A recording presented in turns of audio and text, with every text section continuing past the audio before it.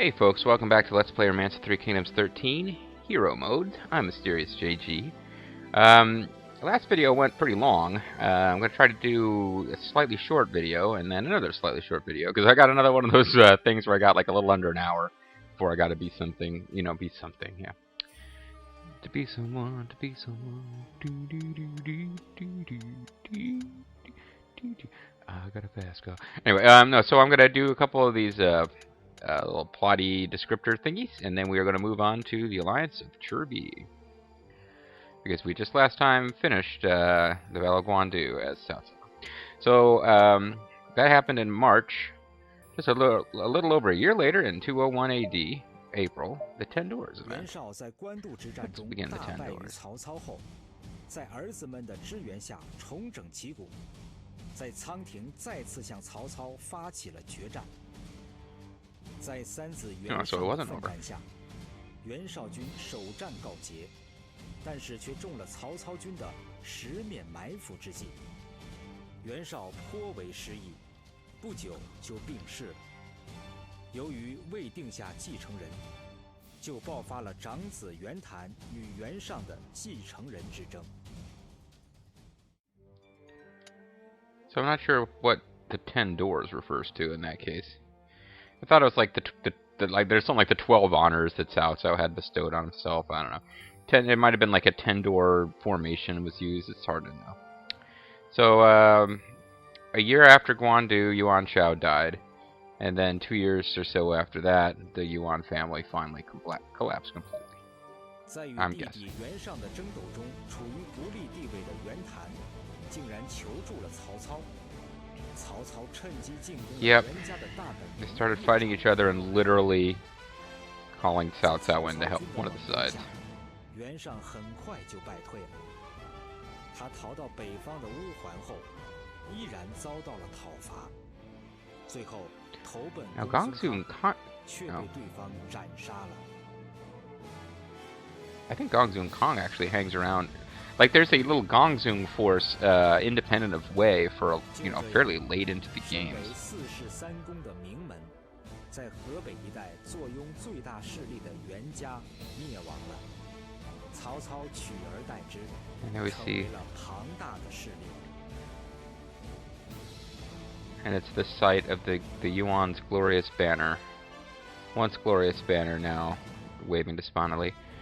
The night the Toro dicks it down. The people were singing. The night the Toro dicks it down. And I don't remember the words right up there. It's a song called The Night They Toro Dixie Down, and I don't remember the words. So it makes it difficult to sing. And then now we've got a 4-year or so gap. The Flight of the Sleeping Dragon. 离开袁绍麾下的刘备与关羽、张飞重逢了。 他受到了荆州刘表的保护，但是一直感叹自己无能。 I don't know why. I like the Chinese narration, but I don't know why there's Japanese and Chinese narration and no English narration. There's not that much to narrate in this game that they couldn't have localized it. 司马徽指出了刘备缺乏擅长出谋划策的人才。在三顾茅庐后，刘备终于见到了诸葛亮。 诸葛亮提出了三分天下之计，虽然远远落后于 The land shall be divided in 3. 但是刘备一展 You 宏图 shall 的时 take 刻 1/3. 终于要到了。 Divided into 3? And then the Ride of Changban, which was a year later. 当百姓惨遭曹操大军迫害时，赵云 发现了被遗留在战场上的刘备之子阿斗。 And maybe we would have been better off if, in the long run, Shu might have been better off if he hadn't found the child. 定会将您送到刘备大人身边。冲啊！是敌将，杀了他！别让那家伙逃了！目睹了赵云气势 That's not any old enemy officer. That's fucking Zhao Yun. 数量的曹操军 也渐渐被压制住了。那位将领究竟是什么人？我乃常山赵子龙，绝对不会放过胆敢阻挡少主去路的家伙。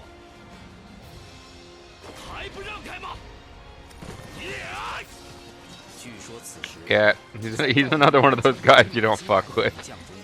失明者就有50余人。就这样，赵云保护着阿斗，突破了曹操军的重围。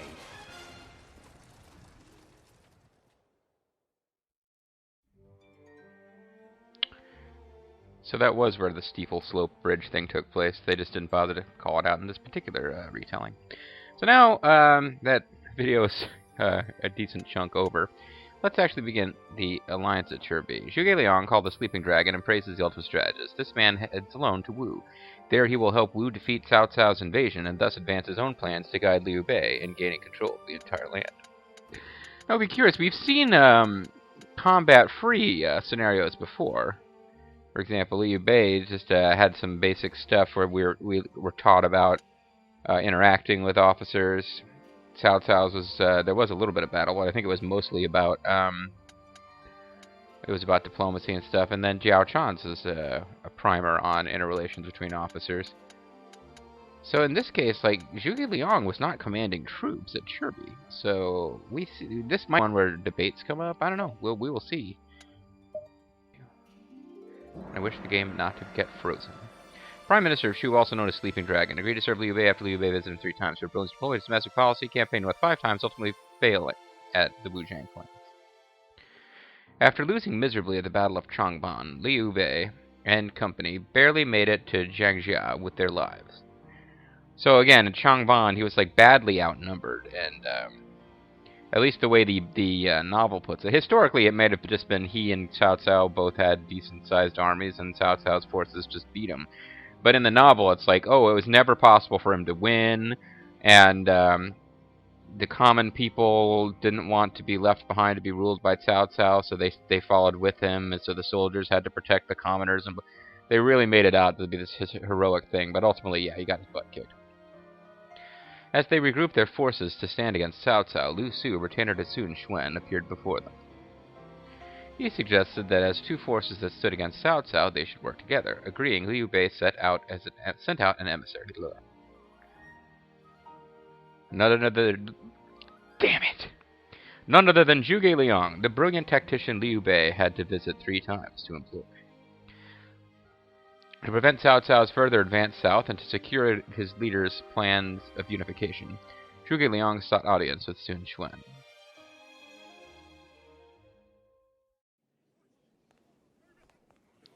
围绕着如何应对逼降的曹操，孙权的部下们分成了相互对立的降服派与抗争派。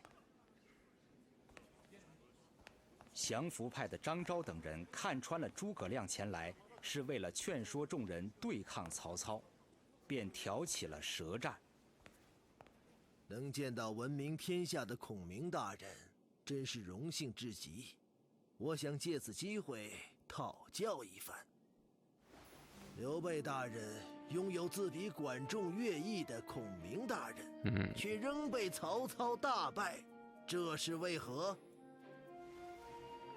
高祖曾与宿敌项羽连战连败，却在最后一战中获胜，振兴了汉朝。胜败乃兵家常事，以局部的胜败论全局，就太过轻率了吧 That's right, you tell him, Zhuge Liang. 但是，如今曹操坐拥100万大军，您的说法听起来只是失败者的自我安慰。兵力虽号称100万，但都是乌合之众。明明兵精粮足，坐拥地势之利，却一味主张投降，此等人才让人不齿吧。Boom. 可是，汉朝天数将中， Uh-oh. 天下大局 Don't be saying that shit. 曹操手中，我们无法违抗他的威势。一派胡言！那岂是以忠孝立身的臣子该说的话 Fuck right, they're not. He's got no filial piety. 曹操 Motherfucker. 贪享俸禄，却趁汉室衰微之际，欲使其覆灭。若赞同此等做法，就表示你认为只要君主的权势衰退，转眼就欺君罔上，也是合情合理的吗？ I almost wanted to quote stop. 都适可而止吧！你们对客人太无礼了。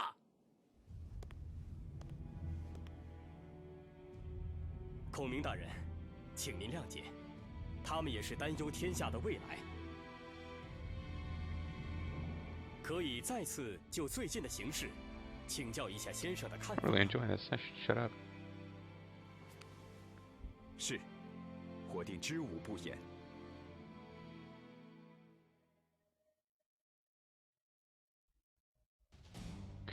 So, I was really tempted, and I had to bite my tongue. I wanted to quote Glengarry Glen Ross when Zhuge Liang starts really tearing into that guy. So, you know, I will replace the C word, which was actually used in Glengarry Glen Ross, with the term the C word. But there's a point, and I always think of the film version, where Roma is yelling at, I don't remember the character's name, the guy who's the office manager guy, says, "You C word, you fairy, who said you could work with men? you company man." Like, that's the worst thing it could be. But no, so this is one of my favorite passages in the novel, and it's also a really fun one to see recreated in like the various Three Kingdoms, you know, television dramas. Zhuge Liang goes to Wu and debates the scholars. Because, you know, in a book where there's just like lots of kind of descriptions of battle scenes, it's nice to see a break for extensive dialogue sequences, because you don't really have a lot of naturalistic dialogue in Three Kingdoms. But like it's longer than that. There's more scholars who get up and say things about, you know, trying to trap Zhuge Liang, you know, trying to corner him in a logical debate and argument, and Zhuge Liang just like deftly schools everybody. But my personal favorite is the guy who says that, because he's a lot of the times there's like false flattery involved to open the debate, but then they basically launch these cutting attacks at Zhuge Liang, which he always evades and turns it around. But the last guy does basically say, you know, it's obvious that the mandate of heaven never remains in one place forever. The time of the Han is over, and Cao Cao has proven that he now possesses heaven's mandate.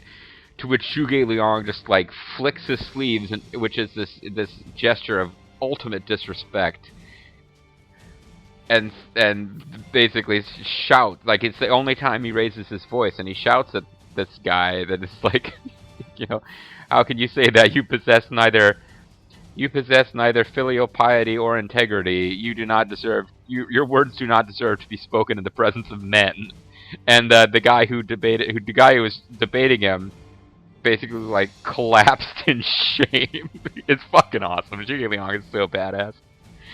Oh, anyway, so no, one of my favorite sections in the book, and of course, obviously, it's not really something that comes up in the Dynasty Warriors games, because it's not about action badassness. Like, this scene that they're about to show, and this is, it happens later. It's not at the debate. Later, Sun Quan decides to fight, and he cuts this table in half with a sword and says, you know, as proof of his, you know, determination, I guess. And like, Dynasty Warriors 8 uses that scene, which I was actually kind of thought was cool that they actually pulled that moment out of the novel, but it's still not quite as cool as Zhuge Liang just like fucking schooling everybody in the debate, because, you know, debating under like Confucian oratory rules isn't really something that screams action video game sequence, but it's so much fun. Anyway, after Zhuge Liang refuting each retainer in favor of surrender, Sun Quan vowed to fight Cao Cao to the end, naming Zhou Yu to lead his army. Oh, and and this is great. I love that whole stretch of the novel. The interplay between Zhuge Liang and Zhou Yu is great, because they both want the same thing, which is for Sun Quan to fight Cao Cao. And Lu Su is trying to get them to work together. But what Lu Su is just totally hoodwinked by Zhuge Liang, and Zhou Yu knows that Zhuge Liang is going to find every opportunity to take Wu's hard-fought victories and turn them into Shu victories. So it's a lot of fun there with like Zhou Yu and Zhuge Liang pretending to be enemies up until the point where they need to be allies, and it's all right. Zhou Yu and Zhuge Liang, two great minds brought together by a common mighty foe. Good job as emissary. Our retainers who'd been arguing over surrendering are finally on the same page. 真是光荣之至. Not at all. This is all due to Zhuge Liang's help. The trip to Jiangxia was worth it. Indeed. Now the reason I called you here, as you may have imagined, is Zhuge Liang. Zhuge Liang. The man reeks of danger. Though a worthy ally, he will most definitely spell danger once we overcome this challenge. I have a plan to bury him. Lu Su, tell Zhuge Liang to... 你去转告孔明，让他出席明日的军事会议。 To attend tomorrow's war council. Yeah, that's the thing is they're plotting. Zhou Yu is plotting Zhuge Liang's death constantly, and Zhuge Liang is just too smart to fall for it. 是. As you will. And Lu Su is like devastated by this. He's this really like good-hearted, nice character who just can't abide all this sneakiness. 你来得正好. It is good to see you, Zhuge Liang. Now, my apologies for the abrupt request, but I have something I would like you to prepare for our alliance. 是. Do ask, my good man. Cao Cao commands a mighty fleet, and will be needing one just as large. Of course, we will prepare ships ourselves, but would like you to craft war-ready ships as well. 说说你的见解吧. The day of combat draws near. I would say we need these ships within 5 months. What say you? 请交给我吧. As you will. I vow to gather ships every much as good as Wu's. 那么, 就请 As a 赐教. parting gift, do take Lu Su with you. He may not boast a mind like yours, but he has talent. Do make use of him. He is now your personal slave. 应该有些困难吧.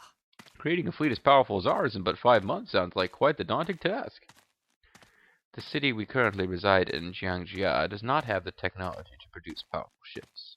很简单. However, if we hurry and improve its level of culture, I believe we will have more than enough time to create them in time. And forgot my Zhuge Liang voice for a second. 什么? What? Improve its level of culture? Now? Just putting people in the study halls and raising it little by little will take far too long. 那样断言 One must not 太过轻率了. One must not dismiss the idea with such haste. 在下有一计. The 2 villages of Yinshan and Yiyang are nearby, both boasting powerful shipbuilding techniques. Let us seek their help. I see. Yincheng and Yiyang, you say? In that case, we must make haste to capture Changsha then. 那个人的话 Furthermore, 一定不会错. Fei Zhan resides within Guiyang. Should we welcome him to our cause, fulfilling Zhou Yu's request will be a simple task. Fei Zhan of the Shan Yui, if I'm not mistaken. But why him? We've arrived at Jiangxia. Well then, 开始 let 吧. us begin. Let us attack. So we're in, for the first time in a while, it feels like, we're playing as someone other than the ruler of the force. We have to bring our culture to 4,000. We have to placate Yinshan and Yiyang and employ Fei Zhan.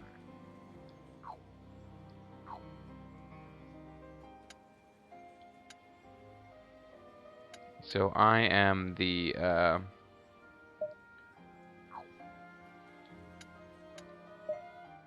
perhaps I should propose something. Looks like I am the I can't tell what I am. I can never remember if I'm the war or the military advisor. He's the war minister for Liu Bei.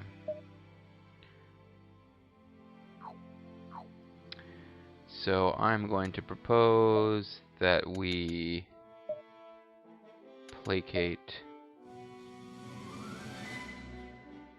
He wants us to placate these 2 villages.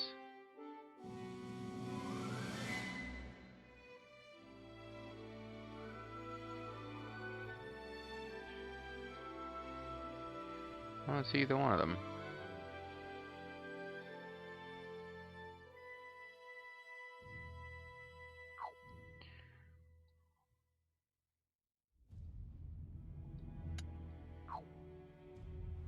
Hope I didn't waste a day by zooming in. Well, first of all, you see our situation. Not great. Cao Cao has gobbled up pretty much all of Liu Biao's territory, except for a couple of... We got a couple of different forces have taken over.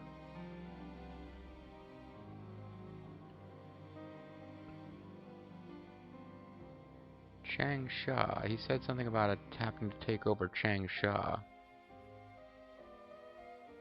There's Yi Yang and Yin Shan.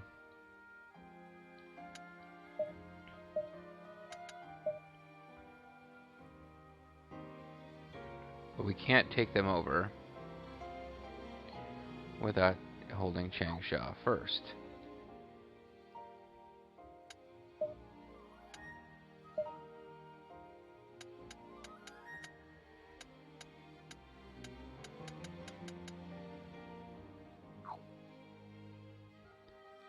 So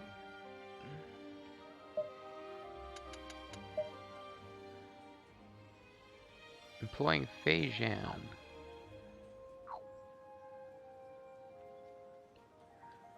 I did not see him. Anybody? What city he's in too?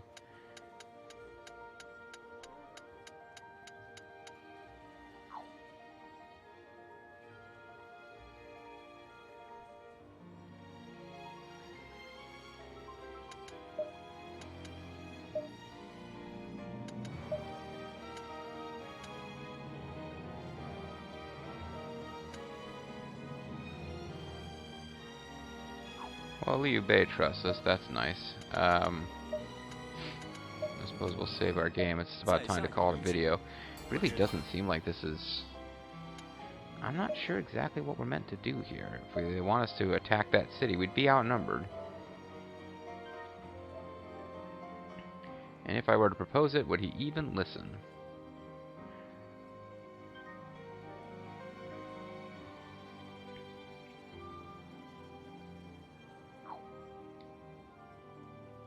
Now is our chance to take Changsha, send out the army. Very well. Well, Liu Bei seems to agree. So next time, I guess we're going to try to take that city over. We'll be outnumbered 2-1, but they've only got 2 officers, so maybe we can still do it. This video is a little on the short side, but like I said, the last one was pretty long, so I hope you'll be okay with that, and I'll see you guys next time. Bye-bye.